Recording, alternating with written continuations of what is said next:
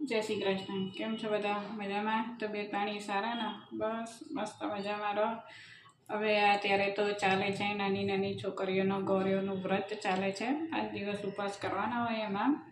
અમે બી નાના હતા ને તો મારા મમ્મીના ત્યાં છે ને નીચે એક બા રહેતા હતા. એમનું નામ રહીવા હતું અને એમના બી છોકરાની છોકરીઓ હતી 4 અને હું ઉપર હતી. અમારા પાંચેવની છે ને એ ઘરે છે ને પેલી ગોરીઓ ઉગાડે ને એ અત્યારે તો બધા તૈયાર લાવે છે. અમુક લોકો બહુ જૂના માણસો હોય એ કદાચ ઘરે ઉગાડતા હોય તો અમારે ગોરે ચાલુ થવાની હોય ને એના 3-4 દિવસ પહેલાં છે ને એ ગોરે વાવી દે. અંદર આટલી ટોપલી લાવે ને બધું ખાતર ને બધા કેટલા ધાન ને એવું બધું અંદર નાખે ને ગોરે ઉગાડે અને રોજ એને સવાર સાંજ બપોર થોડું થોડું પાણી છાંટતું રહેવાનું.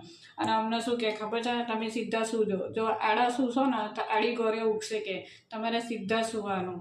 તો અમે સીધા સૂઈએ. અમુક વખત આમ